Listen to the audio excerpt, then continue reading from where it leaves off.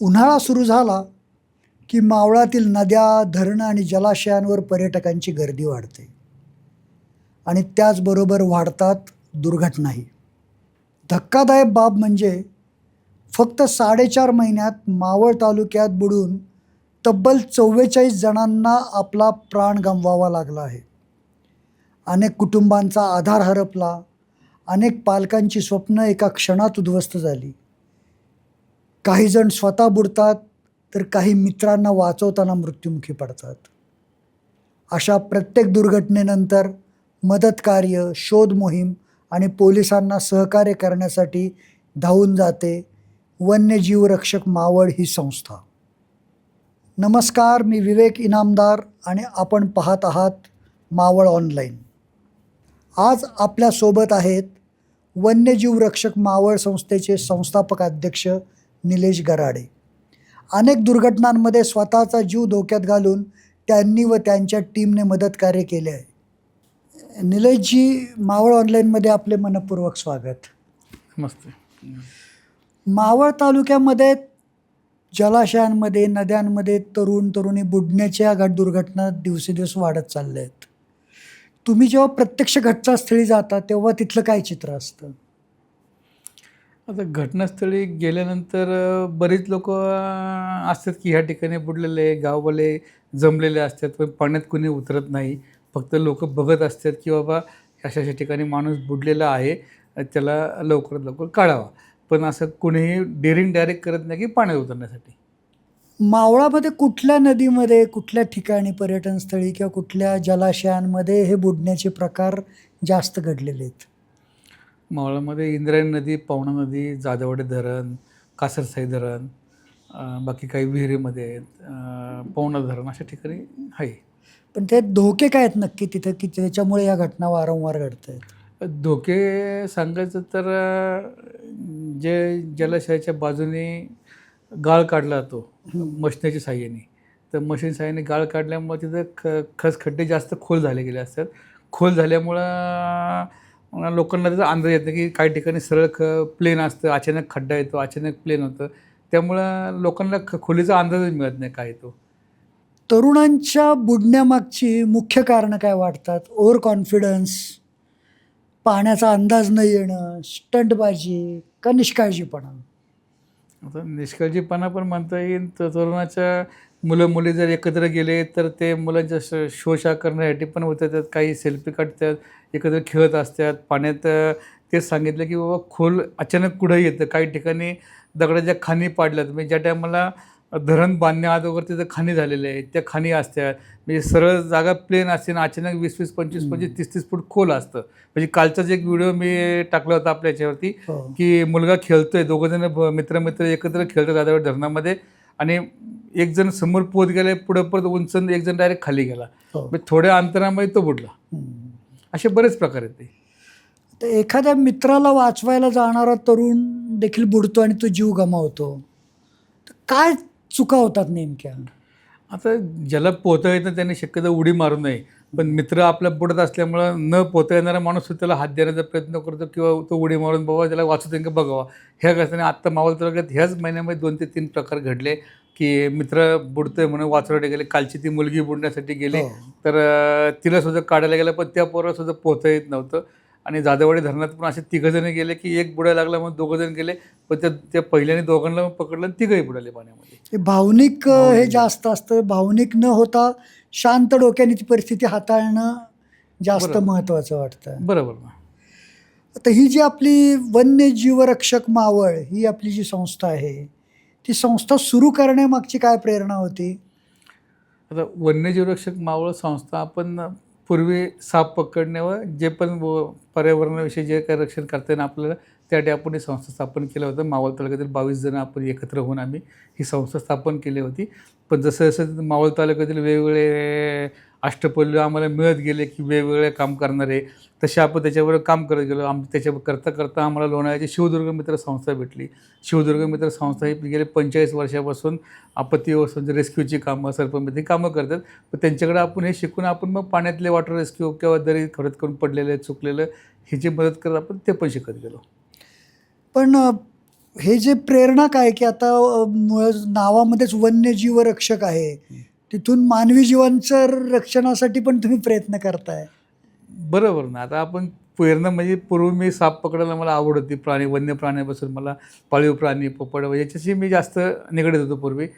पण हळूहळू आपण साप पकडायला शिकलो. साप पकडत असताना वेगवेगळ्या प्राण्यांचे मग लोक फोन करायला लागले. मग कोणाच्या घरी काय निघायचं, आता उदमांजर निघालं किंवा अनेक वेगवेगळे वन्य प्राणी निघाले. तसं आपण त्याच्यामध्ये ते ट्रेनिंग घेत गेलो, कसं करायला पाहिजे. फॉरेस्ट डिपार्टमेंटच्या अधिकृत लोकांशी भेटून किंवा कुठल्या प्राण्यामध्ये त्यांच्याकडनं आपण वेगवेगळे ट्रेनिंग घेतले आणि मुलांनाही शिकवलं बऱ्यापैकी की कसं शिकलं पाहिजे काय. आणि त्याच्याबरोबर आपल्याबरोबर संस्थेमध्ये मुलं जोडत गेले. 200 ते 250 सदस्य संस्थेवर काम करतात. आता आपला मुख्य विषय तर आपण बोलणार आहोतच, हो. पण आता वन्यजीवांविषयी विषय निघाला तर आतापर्यंत कुठल्या कुठल्या प्रकारच्या प्राण्यांना आपण त्यांचं रेस्क्यू करून पुन्हा नैसर्गिक अधिवासात सोडलं आहे? आता सर्वच प्रकारचे जवळजवळ मावळातले सगळेच प्राणी आपण पकडलेले आहेत. त्यापैकी प्रामुख्याने सांगायचं तर बिबटे. आपण कमीत कमी 3 ते 4 बिबटे पकडलेले आहेत. 13 पिल्लांना रियुनियन म्हणजे 13 बिबट्याची जी पिल्लं आहेत ऊसतोडी कामगारांना जे सापडले गेले ऊस तोडताना, तर 13 पिल्लांना आपण रियुनियन म्हणजे परत आईच्या ताब्यात दिलेले आहेत. सांबर भरपूर पकडले आहेत, भेकर पकडलेले आहेत, मोर, लांडोर, उदमांजर. आम्हाला एक वेगळा प्राणी तर माऊस डिअर भेटला होता. अच्छा. माऊस डिअर म्हणजे उंदरासारखा दिसणारा पण हरण. हां एवढा छोटासा असतो. हां. तो पकडलेला आपण. भरपूर बेडकांचे वेगवेगळे प्रकार आहेत, प्रजाती आहेत. छान. आता पुन्हा आपण मूळ विषयाकडे येऊयात की हे जे आपण रेस्क्यू ऑपरेशन वगैरे करतो, तर त्यासाठी आपले जे कार्यकर्ते आहेत, स्वयंसेवक आहेत, त्यांना काय विशिष्ट प्रकारचं आपण प्रशिक्षण देतो का? रेस्क्यूसाठी काम करणाऱ्या विद्यार्थ्यांना म्हणजे सदस्य आपले जे आहेत, आता 85 सदस्यांना आपण जिल्हा आपत्ती व्यवस्थापन आपदा मित्र म्हणून एक ट्रेनिंग झालेलं आहे. आपदा मित्राचं एक ट्रेनिंग सर्टिफाईड सगळी मॅच कलेक्टर ऑफिसने त्यांचं सर्टिफाईड इन्शुरन्स पण काढून दिलेलं आहे. NDRFकडनं आपण ट्रेनिंग घेतलेलं आहे आणि कलेक्टर ऑफिसने पण आपदा मित्राचं ट्रेनिंग दिलेलं आहे सगळ्यांना. कुठल्या प्रकारची साधनं आणि कुठल्या प्रकारची कौशल्य या रेस्क्यू ऑपरेशनसाठी महत्त्वाची ठरतात? आता रेस्क्यू ऑपरेशनला आम्हाला बोट लागते, इंजन लागते, काही रोप्स असतात, लाईव्ह जॅकेट आहेत, बाकी हुक आहेत, बाकी इतर भरपूर आहेत. वाहन लागतं, प्रवासात लवकर जायला ॲम्ब्युलन्स लागते. आपण जर एखाद्या रेस्क्यू चाललो आहे आणि जर आपण आपली स्वतःची कार घेऊन गेलो तर ट्रॅफिकमध्ये अडकलो, मग जाण्यासाठी पण ॲम्ब्युलन्स किंवा एखादी सायरॉनची गाडी लागते की आपल्याला आपत्कालीन दिसलं पाहिजे, लवकरात लवकर पोचावं त्यासाठी. दुर्घटना घडल्यानंतर एखादी तुम्हाला फोन येतो की अशी अशी घटना घडलेली आहे, त्यानंतर पुढचं प्लॅनिंग किंवा कशा पद्धतीने ते आपल्याला हँडल करायची, ती प्रक्रिया कशा पद्धतीने चालते? की आता एक तुम्हाला फोन आला, आता दुर्घटना जर एखादी घडली, जरी 100 नंबर जरी फोन केले किंवा 1077 जिल्हा आपत्ती कार्यालयात जरी कॉल केला, तरी पोलीस डिपार्टमेंटसुद्धा स्थानिक मावळ तालुका किंवा ज्या आपल्या परिसरातले रेस्क्यू टीम आपली किंवा वन्यजीव मावळ संस्था किंवा शिवदुर्ग मित्र लोणावळा हे 2 ठिकाणी कोणालाही फोन केला तर आपल्या ग्रुपवर लगेच मेसेज पडतो की असं कुठे काही घटना घडलेली आहे. त्याचा मेसेज संस्थेच्या ग्रुपवर पडला की संस्थेच्या ग्रुपवरनं पोरं लगेच ॲक्टिव्ह होतात.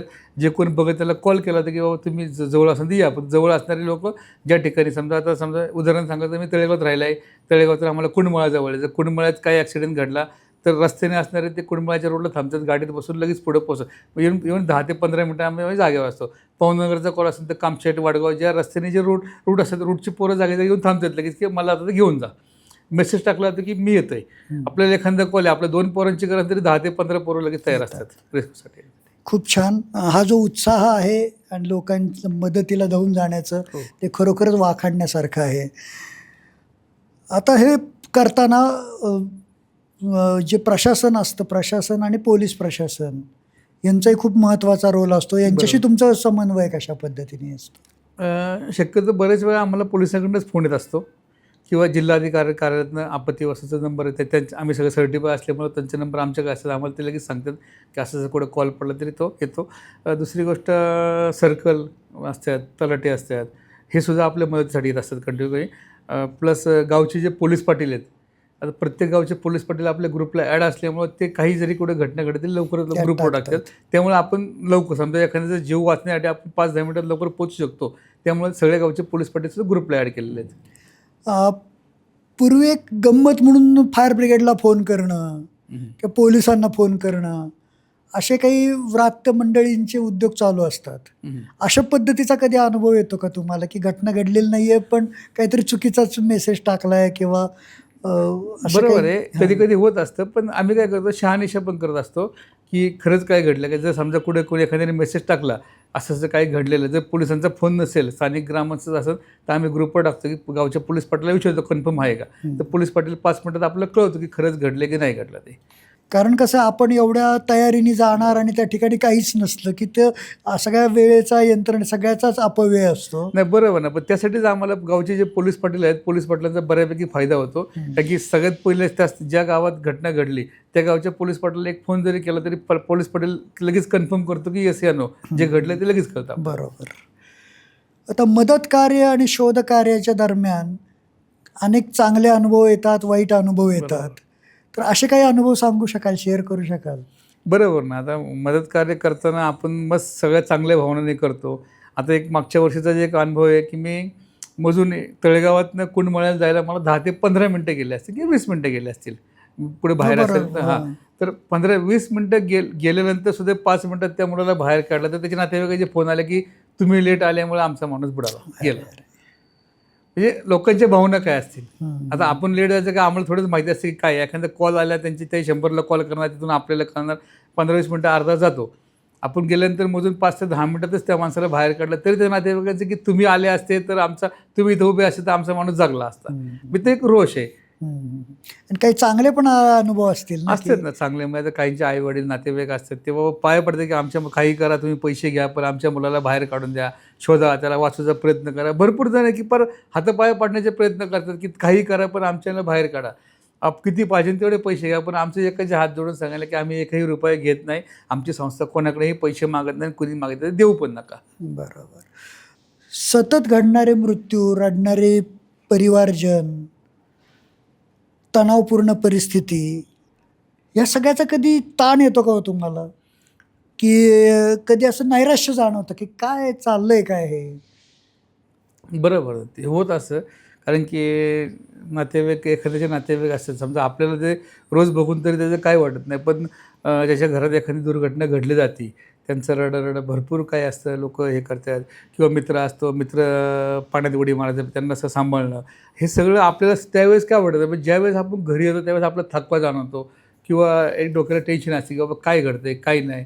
पण ते आपल्या त्यावेळेस लोकांना आपण कंट्रोल करतो, त्यामुळे आपण शांत असतं. पण ज्यावेळेस आपण घरी येतो त्याचं आपलं दमल्या थकवा जाणवतं एकदम, की बाबा नाही असं नाही व्हायला पाहिजे.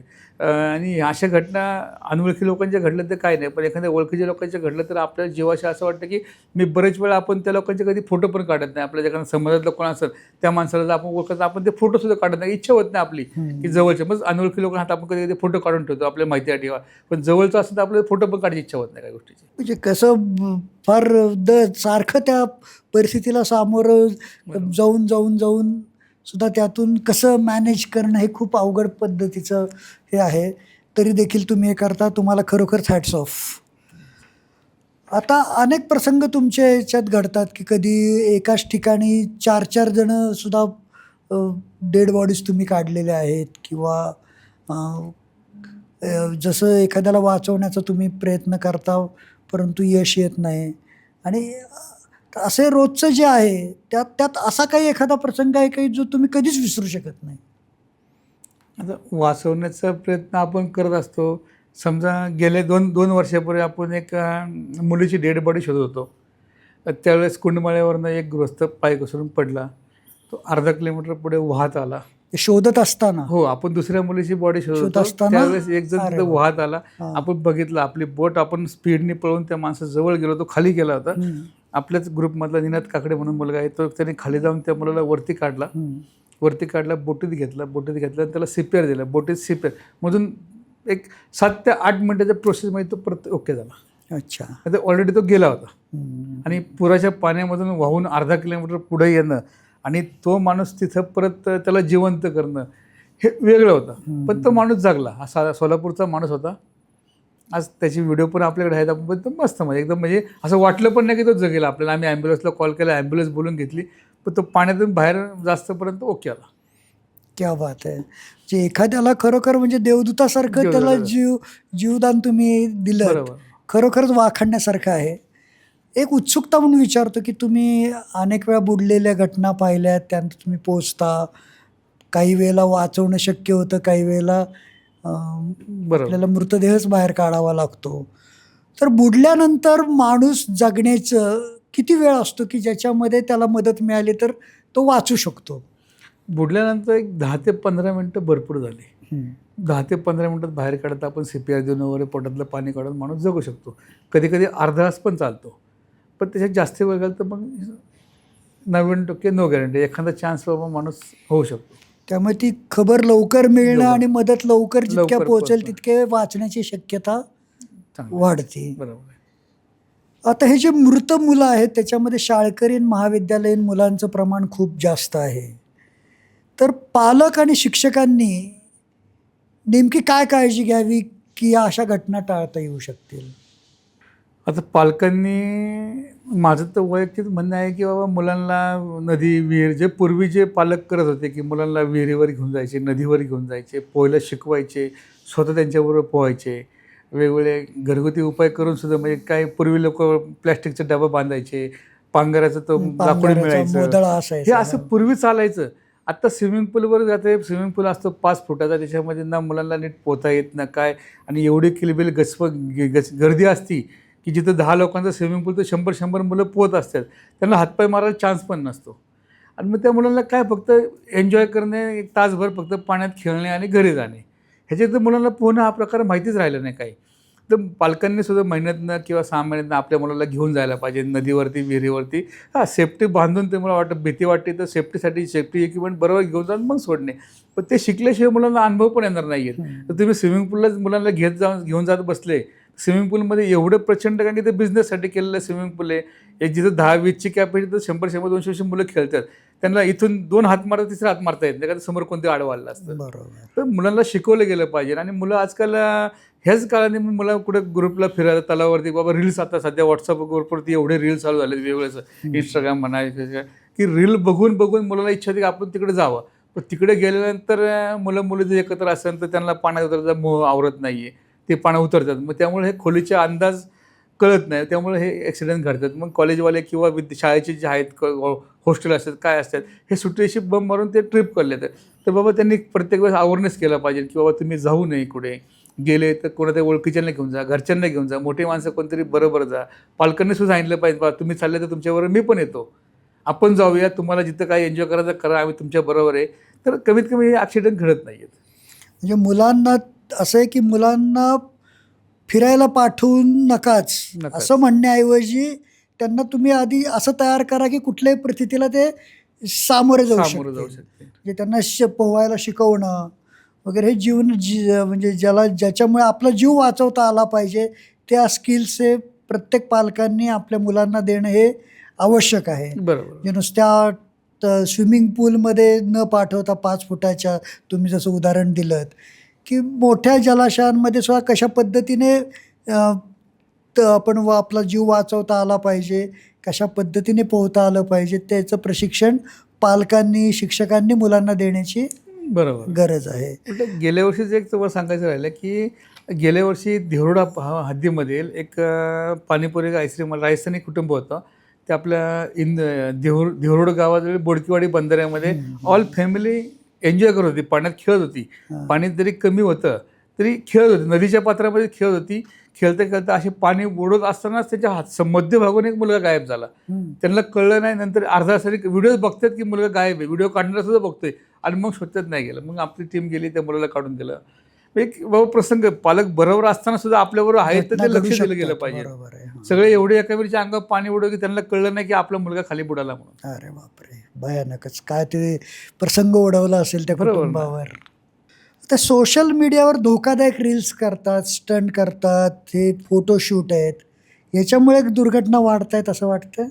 100% हे रील्सच जास्त व्हायरल झाल्यामुळं नवीन नवीन लोकांना माहिती नसतं, अशा ठिकाणी लोक शोधत जातात की इथं काय आहे वेगळं.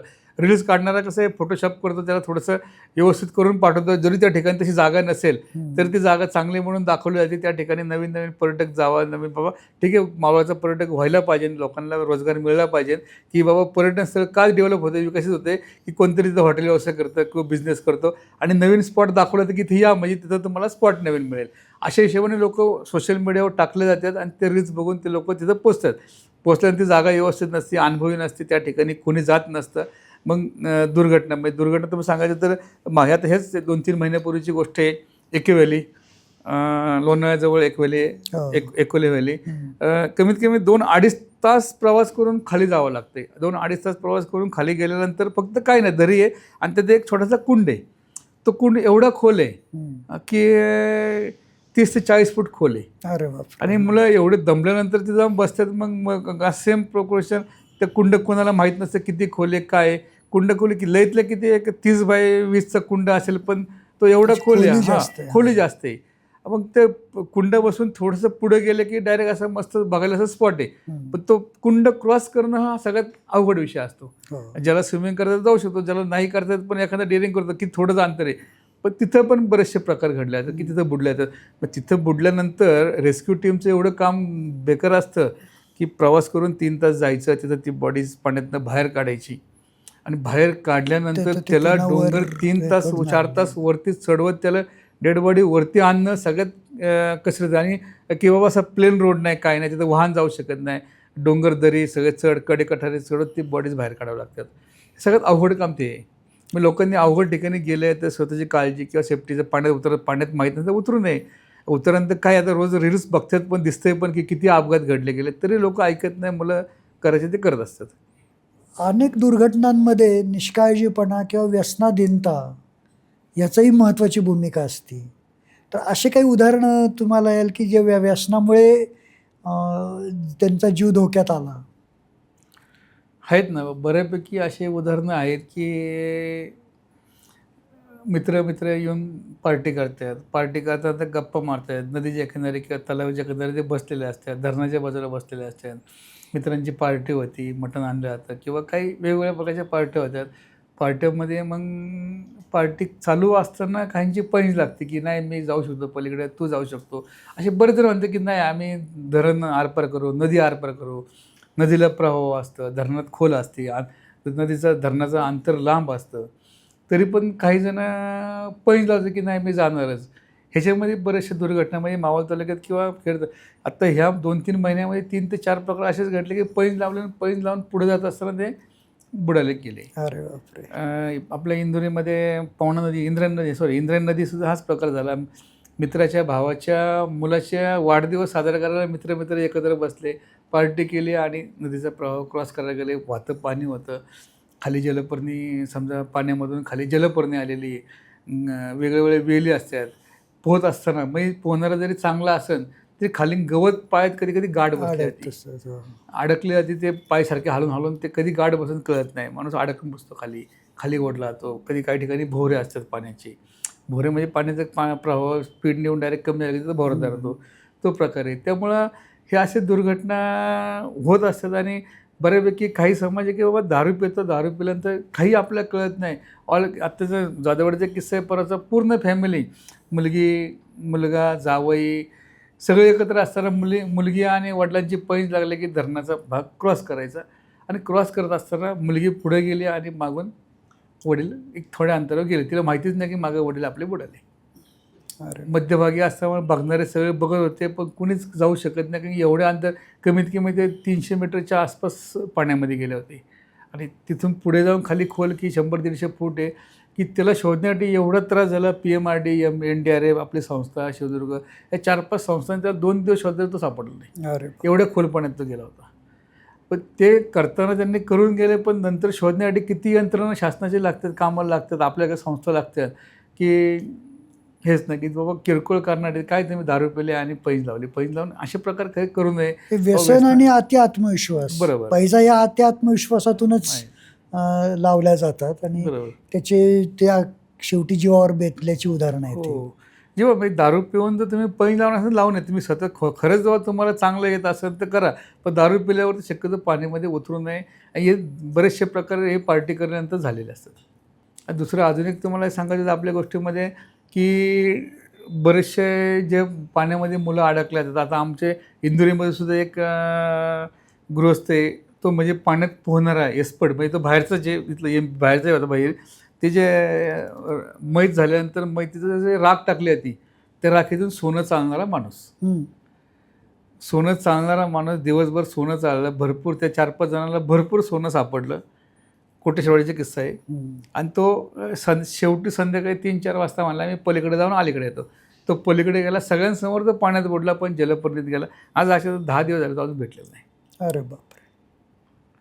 म्हणजे काय समजायचं की बाबा जलपर्णी जे वाढलेली आहे, जलपर्णी कमी व्हायला पाहिजे. जलपर्णीवर आपलं शासन काम करतं. मी बोलण्याचा मुद्दा काय आहे की बाबा शासनाने जे वाळू उपसा बंद केलेला आहे, जोपर्यंत वाळू उपसा चालू होता तोपर्यंत पाण्यामध्ये कुठेही जलपर्णी नव्हती. आणि जरी शासनाने त्याच्यावर कंट्रोल केला आहे, पण 5-6 वर्षातून एकदा तरी वाळू उपसासाठी परवानगी दिली गेली पाहिजे. वाळू उपसाची परवानगी दिली गेली तर पाणी स्वच्छ होईल. नदीच्या कडेने किनारपट्टीवर जे काही गवत असतं काय असतं हे सगळं वाळू काढताना ते सगळं काढलं जातं. आणि वाळूच्या खाली जो मातीचा थर थापला त्या मातीच्या थरावरती झाडं उगवतात.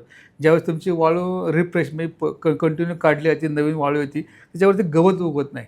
आणि गवत न उगवल्यामुळे असे काही घडत नाही आणि जलपर्णी सुरू राहत नाही. आता ठीक आहे बाबा, प्रत्येक गाव ग्रामपंचायत नगरपालिका ह्यांनी STPचं काम करायला पाहिजे की जे घाण पाणी सोडलं जातं त्यापासून जलपर्णी लवकर तयार होती. पण हे सुद्धा की वाळू उपसा झाल्यानंतर जे वाळू फ्रेश होते तर स्वच्छ पाणी पुढे निघून जातं आणि जलपर्णी थांबत नाही. जलपर्णी जरी आली तरी वाळू काढणारे लोक कमीत कमी जलपर्णी काढून बाहेर टाकतं. जे शासनाला कोट्यवधी रुपये खर्च करावा लागतो तो कोट्यवधी रुपये घेऊन जलपर्णी काढले जाईल. तर शासनाने सुद्धा जलपर्णी जर वाळू उपसाचा परवानगी दिली तर इंद्रायणी नदीची घाण झालेली आपली इंद्रायणी म्हणा पवना म्हणा हे तुमचं पैसे घेऊन तुमची सगळी स्वच्छता होईल. नाही, वाळू माफियांचं समर्थन तर होऊ शकत नाही, बरोबर. परंतु याच्यावर काहीतरी उपाययोजना कायमस्वरूपी प्रशासनाने केली पाहिजे. प्रशासनाने जे बाबा कोट्यवधी रुपये खर्च दरवर्षी कोट्यवधी रुपये इंद्रायणी साफसफाईला खर्च केला जातो. आता करतात नाही करतात तो विषय वेगळा आला, पण जी स्वच्छता व्हायला पाहिजे ते अजूनही होत नाही. इंद्रायणीत एवढी घाण झालेली आहे की सारा देऊ बसून पुढे गेलो तर नदीचा वास एवढा येतो की पाण्यात उतरून पुन्हा शोधण्यात पण अवघड पडते. कंटिन्यू सगळं पाणी म्हणजे तळेगाव सुद्धा मी सोडू शकत. तळेगावने सुद्धा हाच प्रॉब्लेम आहे की बाबा पाण्याची दुर्गंधी सोडली गेलेली, पाण्याची घाण आलेली, तळेगावापासून पुढे जलपर्णी आपली वाढलेली आहे. तर जलपर्णी लवकर काढले गेले तर हे सगळे स्वच्छता होऊन जाईल. आता मगासपासून तुम्ही सांगताय, बऱ्याच वेळा तुमच्या बोलण्यात आलं की आम्ही कुणाकडून 1 रुपया घेत नाही या मदतीचे, ही निःशुल्क सेवा आहे तुमची. पण हे सगळं करत असताना की आता कुठली गोष्ट आहे की आता तुम्ही एकतर वेळ देता, प्रशिक्षण तुम्ही घेतलेलं आहे, त्यानंतर वाहतूक आहे, तुमचं साहित्य आहे, दोरखंड आहेत, बोटी आहेत, हे आहेत.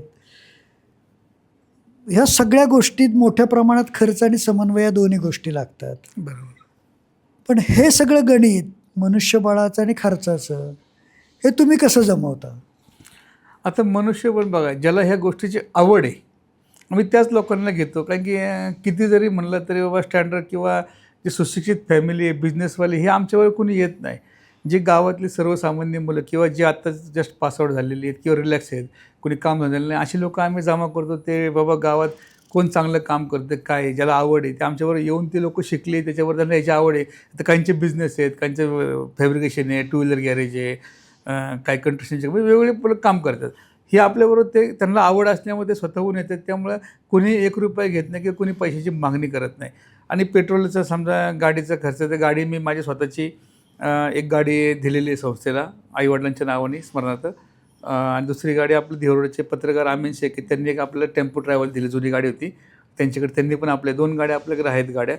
गाड्यांचा डिझेल पाण्याचा खर्च मी करतो किंवा जे असेल मेल्या मित्रमंडळ कुणी करत असं काही नाही की मिस करतो म्हणून. ज्याच्याकडे गाडी असेल तो स्वतः पेट्रोल भरतो, पण म्हणत नाही की मी पेट्रोल भरलं खर्च करणे, जो आहे तो करत असतो कंटिन्यू.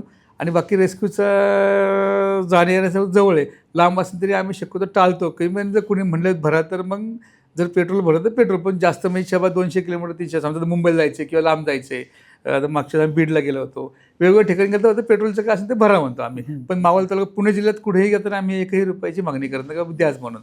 आणि ज्या वस्तू साधनं तुम्ही बोलले की जे दानशूर लोक असतात किंवा कोणी स्वतःहून म्हणलं आम्ही तुम्हाला काय देऊ का, तर आम्ही सांगतो की आम्हाला साहित्याची गरज आहे, तुम्हाला जे वाटेल ते साहित्य द्या. मग साहित्याची लिस्ट देतो आम्ही, त्या लिस्टप्रमाणे जे असेल ते देतात आपल्याला.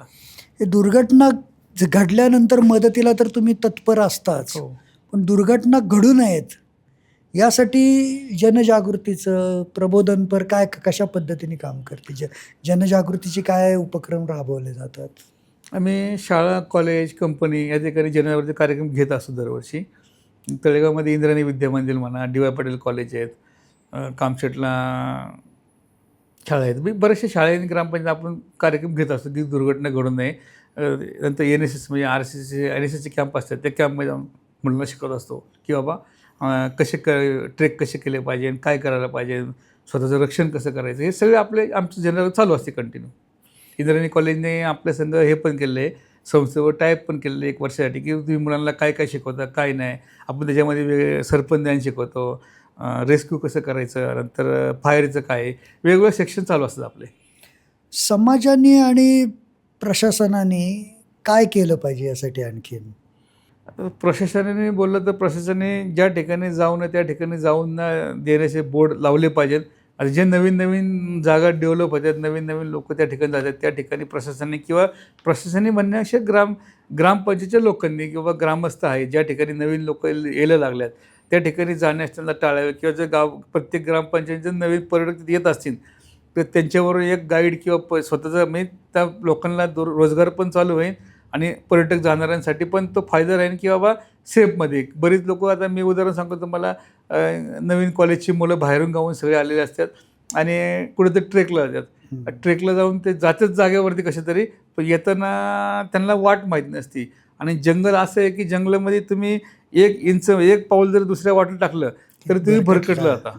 ज्याला माहिती आहे की रस्ते कसे वापरले पाहिजे काय आहे, ते एखाद्या गावातनं वाटाडे घेऊन गेलं तुम्ही सरळ, आम्हाला रात्री 1:30-2 वाजता फोन येतात की रस्ता चुकलेत काय करायचं. मग आम्ही 2 वाजता 3 वाजता जाऊन मुलं शोधून त्यांना परत घेऊन येतो. आणि रोड चुकले असेल मग त्यांना जिथं आहे ते लोकेशन थांबा, लोकेशन थांबलं तर आम्हाला 3-3, 4-4 तास सोडण्यात येते की पुढे झालं. नेटवर्कचा प्रॉब्लेम असेल ना, हो, नेटवर्क जंगलांमध्ये नसेल काही नेटवर्कही नसतं. ते कुठून तरी कंट्रोलला फोन केले, कंट्रोलवर फोन होता, मग पोलीस स्टेशन फोन होता. आमच्या इथं शिवदुर्ग मित्र कोणाला कॉल येत असतो, तर ग्रुपवर पडले की टीम जमा होती. आता हे सगळे आहेत ते जीव वाचवण्याचे आणि शोधून काढण्याचा जो हे आलं, तर हे आपले कार्यकर्ते जीवाची बाजी लावून बऱ्याच वेळा कार्यकर्त्यांचा जीव पण धोक्यात असतो की हे मदत करताना. बरोबर. तर अशा काही घटना आहेत का की ज्या आपल्याने जीवाची बाजी लावून एखाद्याला वाचवलं किंवा? बऱ्याच ठिकाणी सर, आता लोक दरीत रॉक क्लाइम्बिंग किंवा जंगलात फिरत जातात, तर पाय घसरून कोणी सेल्फी काढताना पाय घसरून पडते खाली जाऊन, ते 100-150 फूट पडलेले असतात, 50 फुटावर झाडाला अडकलेले असतात. नंतर काही वेळेस हातपाय मोडलेले असतात.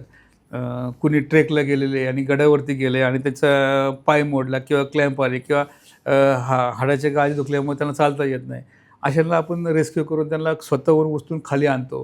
ह्याच्यामध्ये बऱ्याच जणांचे जीव की काय सांगायचे, रेस्क्यू काही कातळ खडक असतं की आपण स्वतः नीट जाऊ शकत नाही, त्यावेळेस एखाद्या जिवंत माणसाला घेऊन येणं म्हणजे किती ॲथलेटिकचं काम असतं हे त्याच वेळेस कळतं. पण ती मुलं सगळी करतात. थोडी चूक झाली तरी दोघांच्या जीवावर. मला 2 वर्षापूर्वीचा अनुभव आहे. आपल्या इथेच म्हणजे मावळ तालुक्यातच फिरंगाई देवीचा डोंगर आहे, म्हणजे तोलांचा विद्यार्थी होता. संडे पावसाचे दिवस पाऊस पडतोय आणि तो फिरंगा देवीच्या वरती जाऊन बसला. वर जाऊन बसला आणि वरतून तो बसता गप्पा मारतात, मित्र बसले असेल तर पुढे त्याला टोल गेला आणि तो खाली 20-25 फूट दरीत पड, जास्त खोल नाही, 20-25 फूटच खोलतो. पण त्याचा इथून कमीत कमी टाके म्हणजे कमीत कमी 8 ते 9 इंच टाके असे, म्हणजे एखाद्या कोयत्याने मारलं कशी जखम होते, अशा जखमेच्या अंगावर हातावर पायावर जखमा झाल्या आणि तिथं पडलेला जिवंत होता, बस हलत होता, पण त्याला काही करता येत नव्हतं. आम्हाला फोन आला फॉरेस्ट डिपार्टमेंट फोन आला पहिला आम्हाला की तिथं असा अपघात घडलेला आहे. तर फॉरेस्ट डिपार्टमेंटकडनं पोलिसाला गेला, पोलिसाकडनं ॲम्ब्युलन्सवाल्यांनी आम्हाला लगेच कॉल दिला, ॲम्ब्युलन्स घेऊन आम्ही गेलो. पण ज्या ठिकाणी ती बॅटरी दाखवते की आम्ही इथं आहे त्या ठिकाणी जायचा रस्ता सापडत नव्हता. कमीत कमी गवताचं डोक्यापेक्षा उंच गवत झालेलं, चिखल, चप्पल बूट घालून आम्हाला चालता येणं, आम्ही ते सगळं चप्पला बूट सगळ्या सोडून दिल्या, रोप सामान एकूण सगळं घेऊन तिथपर्यंत पोचलो. कमीत कमी आम्हाला त्या माणसापर्यंत बॅटरी दाखवतात पण पोहोचला 1.5 ते 2 तास गेले. बापरे. रस्ताच नाही कुठंच, दलदल चिखल आणि बरं, सगळं डोक्यापेक्षा उंच गवत. बॅटरी तर समोर दिसते आम्हाला मोबाईलची, बरोबर. पण तिथं पोहोचायचं कसं अवघड. मग आम्ही फिरत गेलो, शोधलं, त्याला बघितला. काही ग्रामस्थ पण नंतर आले मागून, त्याला उचलून मग त्याला आम्ही डोंगर वर चढून परत जाधववाडीच्या बाजूला खाली उतरवलं. इकडे तर आणणं अवघड होतं. मग जाधववाडीच्या बाजूला त्याला खाली उतरवला आणि त्याला कारगड ॲम्ब्युलन्समध्ये पाठवलं, पण जगला. आज जवळ त्याचे वडील DIG होते कोणतरी मिलिटरीचे. तोलानीमध्ये तो शिक्षणासाठी आला होता विद्यार्थी. व्यवस्थित त्याच्यामध्ये त्यांच्या पालकांनी कॉल पण केला की नाही तुमच्यामुळे आमचा मुलगा वाचला व्यवस्थित, मस्त. एखादी व्यक्ती पाण्यात बुडतीये तर अशा वेळेला त्या ठिकाणी उपस्थित असलेल्या व्यक्तींनी काय करावं आणि काय टाळावं? हां, जर एखादी व्यक्ती बुडत असेल तर त्याच्यासमोर कधी जाऊ नये. त्याला जर पकडायचं असेल त्याच्या पाठीमागे जाऊन त्याला पकडून तुम्ही घेऊ शकता, पण समोर जर तुम्ही गेले त्याने जर मिठी मारली तर एकाचाही जीवन आहे, दोघंच्या दोघं जाणार पाण्यामध्ये. दोघं तिघं जे असेल त्याला वाचवायला गेलेले सगळे खाली जातील. आपल्या जवळ जे काही साधन असेल, ओढणी असेल, मुलगी असेल किंवा दोरी असेल, बॅग असेल, आपल्या जवळ काय असेल, आपली स्वतःची पॅन्ट असेल ते पॅन्ट पण आपली लांब होऊ शकते. जेंट्स असेल की लेडीज जे काय असेल ते त्यावेळेस विचार करायचा नाही आपण पॅन्ट का काढावी. पॅन्ट काढून पॅन्टसुद्धा आपली कमीत कमी जीव महत्वाचा आहे त्यापेक्षा. 4 ते 5 फूट पॅन्ट तयार होती किंवा लांब. जे काही इक्विपमेंट जवळ असेल ते तिथं देऊन फेकून ते जवळ घेणे. लाकूड मिळालं लाकूड, किंवा मागून जाऊन तो समोर बुडतोय त्या समोरून आता पाठीमागे जाऊन त्याला कमरेला बेल्ट धरू शकतो, केस धरू शकतो. केस धरले चालणं, वरडलं ते काही फरक पडत नाही. केस धरून ओढून घेऊन यायचं उलट्या बाजूने, पण समोरून कधी जायचं नसतं. समोरून गेला तर तो मिठी मारतो, मिठी मारले की दोघंही खाली जाऊ शकतात पाण्यामध्ये. आता हे सगळं प्रकार गेल्या याच्यात वाढला, 44 जणांचा मृत्यू झालेला आहे.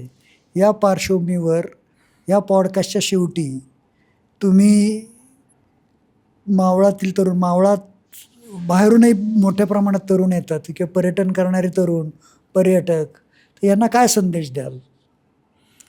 आता सर बोलायचं झालं तर मावळ तालुक्यात जरी 44, मावळ तालुक्यात पिंपरी-चिंचवड, चाकणखेड आपल्या भागात 44 प्रकार जरी घडले असेल, ह्यापैकी मावळमधलं एकही नाही आहे. अच्छा. मावळमधले 1-2 असतील सिनियर सिटीजन, काही नाही विहिरीत चुकून पडले काय, पण बाकी सगळे परप्रांतीय म्हणजे महाराष्ट्राच्या बाहेर, महाराष्ट्रातले मग काय जास्त करून बाहेरून आलेले जे लोक आहेत हीच जास्त बुडलेली आहेत. जी पुणे जिल्ह्यातील नाहीच आहेत. पुणे जिल्ह्याच्या बाहेरून सगळे आलेले 70% ते 80% लोक बाहेरची आहेत. 20% लोक परप्रांतीय आहेत. बरोबर. आणि काही लोक मावळाच्या बाहेरची, म्हणजे पुणे जिल्ह्यातील लोक लिमिटेड आहेत की ते पाण्यात बुडलेत. आणि आपल्या मावळातले तर मला दिसतच नाही की एक सुद्धा मावळातला आहे की तो स्वतः बुडलेला आहे. जरी गाव आपलं मावळ आहे, पर्यटक लोक बाहेरून येतात आणि त्यांना खोलीचा अंदाज आहे. मावळात राहणाऱ्या लोकांना पोहण्याचा अंदाज आहे. सगळे नदी, विहिरी, तलाव हे मावळात असल्यामुळं जवळजवळ ग्रामीण भागातल्या लोकांना पोहण्याचा चांगले अनुभव आहेत. त्यामुळे असे ॲक्सिडेंट होत नाही. या पर्यटकांना तुम्ही काय संदेश द्याल? बरोबर ना, पर्यटकांनी जर मावळात आले तर मावळाचा चांगला निसर्गाचा अनुभव घ्यावा. चांगला आहे निसर्गाचा स्वाद चांगला घ्यावा. निसर्ग कसं आहे, काय आहे, फिरून बघावा. जर आपल्याला माहिती नाही तर त्या ठिकाणी आपण कधीही जाऊ नये, पाण्यात उतरू नये. पाण्यात जर स्वतः चांगलं पोहता असेल तर बिंदास उतरा, पण जर काही माहिती नसेल तर पाण्यामध्ये उतरू नये. आणि बाबा एवढं मावळात आहे की दरी, खोरे, जंगल, गड किल्ले भरपूर आहेत. फिरण्या काही मावळात की भरपूर आहे. मावळाचं वैभव एवढं आहे की तुम्हाला सर्व काही बघायला भेटतंय. मावळातील वाढत्या दुर्घटना ही खरोखरच गंभीर बाब आहे. एका क्षणाचा आनंद एखादं संपूर्ण कुटुंब उद्ध्वस्त करून टाकतो. त्याच्यामुळे सर्वांनी खूप काळजी घेण्याची आवश्यकता आहे. या पॉडकास्टच्या निमित्ताने निलेश गराडे सर, आपण या ठिकाणी आलात, काय करावं काय करू नयेत हे सांगितलं. आपण आपल्या जीवनातील जे काही प्रसंग आहेत की जे अविस्मरणीय आहेत, असे काही प्रसंग आमच्यावर शेअर केले, त्याबद्दल खूप खूप धन्यवाद. आज निलेश गराडे यांनी अनेक महत्त्वाच्या गोष्टी सांगितल्या. त्यांची व त्यांच्या टीमची सेवा खरोखरच समाजासाठी प्रेरणादायी आहे. आणि मित्रांनो, कृपया काळजी घ्या, सुरक्षित राहा आणि हा व्हिडिओ जास्तीत जास्त लोकांपर्यंत पोहोचवा. मी विवेक इनामदार. नमस्कार.